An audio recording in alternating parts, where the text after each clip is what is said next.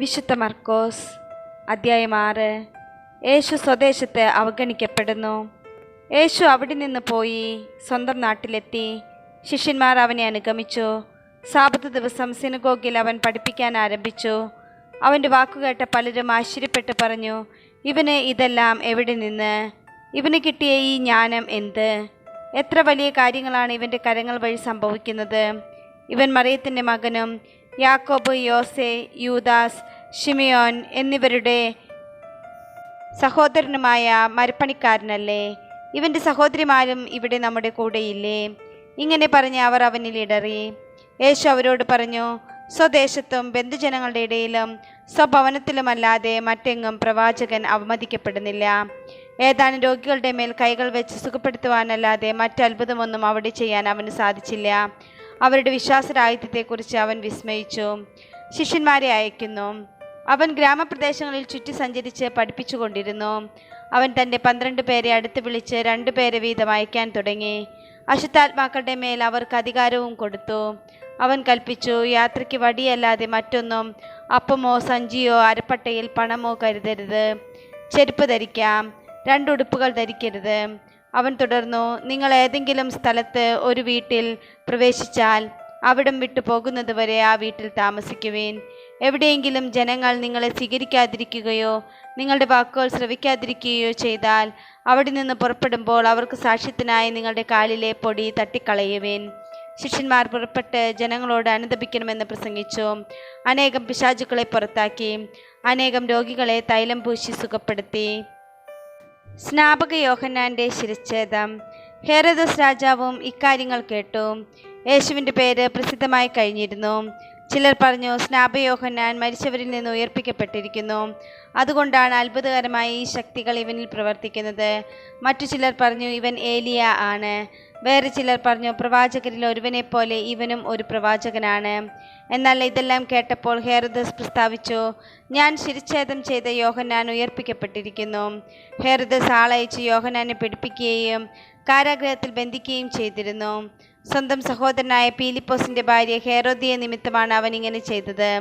അവൻ അവളെ വിവാഹം ചെയ്തിരുന്നു. യോഹന്നാൻ ഹെരോദസിനോട് പറഞ്ഞു, സഹോദരൻ്റെ ഭാര്യയെ നീ സ്വന്തമാക്കുന്നത് നിഷിദ്ധമാണ്.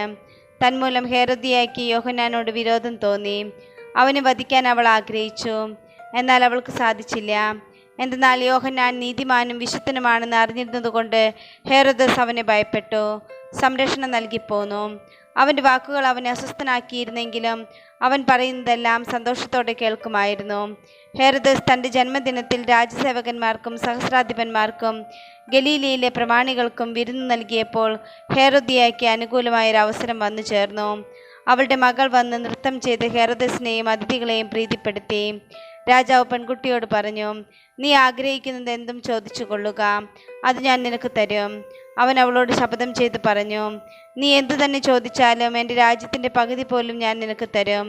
അവൾ പോയി അമ്മയോട് ചോദിച്ചു, ഞാൻ എന്താണ് ആവശ്യപ്പെടേണ്ടത്? അമ്മ പറഞ്ഞു, സ്നാപക യോഹന്നാൻ്റെ ശിരസ്. അവൾ ഉടനെ അകത്ത് വന്ന് രാജാവിനോട് ആവശ്യപ്പെട്ടു, ഇപ്പോൾ തന്നെ സ്നാപക യോഹന്നാൻ്റെ ശിരസ് ഒരു തളികയിൽ വെച്ച് എനിക്ക് തരണമെന്ന് ഞാൻ ആഗ്രഹിക്കുന്നു. രാജാവ് അതീവ ദുഃഖിതനായി. എങ്കിലും തൻ്റെ ശബ്ദത്തെ പ്രതിയും അതിഥികളെ വിചാരിച്ചും അവളുടെ ആഗ്രഹം നിരസിക്കാൻ അവന് തോന്നിയില്ല. അവൻ്റെ തല കൊണ്ടുവരാൻ ആജ്ഞാപിച്ച് ഒരു സേവകനെ രാജാവ് ഉടനെ അയച്ചു. അവൻ കാരാഗൃഹത്തിൽ ചെന്ന് യോഹന്നാൻ്റെ തല വെട്ടിയെടുത്തു.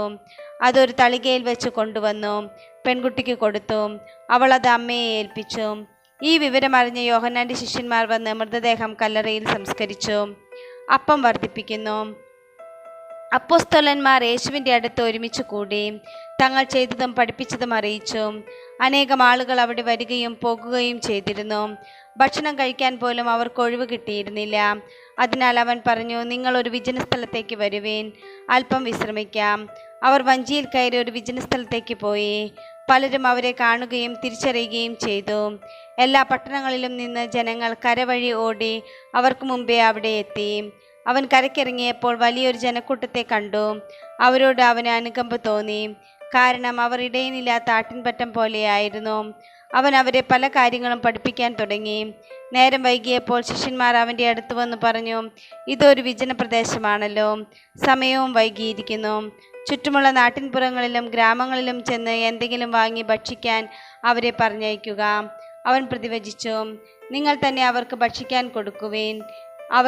അവർ പറഞ്ഞു, ഞങ്ങൾ ചെന്ന് 200 ധനാരയ്ക്ക് അപ്പം വാങ്ങിക്കൊണ്ടുവന്ന് അവർക്ക് ഭക്ഷിക്കാൻ കൊടുക്കട്ടെയോ? അവൻ ചോദിച്ചു, നിങ്ങളുടെ കൈവശം എത്ര അപ്പമുണ്ട്? ചെന്ന് നോക്കുവേൻ. അവർ ചെന്ന് നോക്കിയിട്ട് പറഞ്ഞു, 5 അപ്പവും 2 മീനും. പുൽത്തകിടിയിൽ കൂട്ടം കൂട്ടമായി ഇരിക്കാൻ അവൻ ജനങ്ങൾക്ക് നിർദ്ദേശം നൽകി. 100ഉം 50ഉം വീതമുള്ള കൂട്ടങ്ങളായി അവർ ഇരുന്നു. അവൻ 5 അപ്പവും 2 മീനും എടുത്ത് സ്വർഗത്തിലേക്ക് നോക്കി കൃതജ്ഞതാ സ്തോത്രം ചെയ്ത് അപ്പം മുറിച്ചതിന് ശേഷം ജനങ്ങൾക്ക് വിളമ്പാൻ ശിഷ്യന്മാരെ ഏൽപ്പിച്ചു. ആ 2 മീനും അവൻ എല്ലാവർക്കുമായി വിഭജിച്ചു. അവരെല്ലാവരും ഭക്ഷിച്ച് തൃപ്തരായി. ബാക്കി വന്ന അപ്പക്കഷ്ണങ്ങളും മീനും 12 കുട്ട നിറയെ അവർ ശേഖരിച്ചു. അപ്പം ഭക്ഷിച്ചവർ 5000 പുരുഷന്മാരായിരുന്നു. യേശു വെള്ളത്തിനു മീതെ നടക്കുന്നു. താൻ ജനക്കൂട്ടത്തെ പിരിച്ചുവിടുമ്പോഴേക്കും വഞ്ചിയിൽ കയറി തനിക്ക് മുമ്പേ മറുകരയിലുള്ള ബേത്സയിദയിലേക്ക് പോകാൻ അവൻ ശിഷ്യന്മാരെ നിർബന്ധിച്ചു. ആളുകളോട് യാത്ര പറഞ്ഞ ശേഷം അവൻ പ്രാർത്ഥിക്കാൻ മലയിലേക്ക് പോയി. വൈകുന്നേരമായപ്പോൾ വഞ്ചി നടുക്കടലിലായിരുന്നു. അവൻ തനിച്ചു കരയിലും. അവർ വഞ്ചി തുഴഞ്ഞ് അവശരായി എന്ന് അവൻ മനസ്സിലാക്കി, കാരണം കാറ്റ് പ്രതികൂലമായിരുന്നു. രാത്രിയുടെ 4-ാം യാമത്തിൽ അവൻ കടലിന് മീതെ നടന്ന് അവരുടെ അടുത്തെത്തി. അവരെ കടന്നു പോകാൻ ഭാവിച്ചു. അവൻ കടലിന് മീതെ നടക്കുന്നത് കണ്ട് അതൊരു ഭൂതമായിരിക്കുമെന്ന് കരുതി അവർ നിലവിളിച്ചു. അവരെല്ലാവരും അവനെ കണ്ട് പരിഭ്രമിച്ചു പോയി.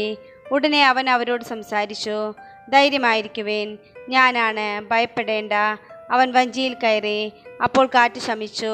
അവർ ആശ്ചര്യഭരിതരായി, കാരണം അപ്പത്തെക്കുറിച്ച് അവർ ഗ്രഹിച്ചിരുന്നില്ല. അവരുടെ ഹൃദയം മന്ദീഭവിച്ചിരുന്നു. ഗനേസറത്തിലെ അത്ഭുതങ്ങൾ. അവർ കടൽ കടന്ന് ഗനേസറത്തിലെത്തി. വഞ്ചി കരയ്ക്കടുപ്പിച്ചു. കരയ്ക്കിറങ്ങിയപ്പോൾ തന്നെ ആളുകൾ അവനെ തിരിച്ചറിഞ്ഞു. അവർ സമീപ പ്രദേശങ്ങളിലെല്ലാം ഓടി നടന്ന് രോഗികളെ കിടക്കയിലെടുത്ത് അവനുണ്ടെന്ന് കേട്ട സ്ഥലത്തേക്ക് കൊണ്ടുവരാൻ തുടങ്ങി.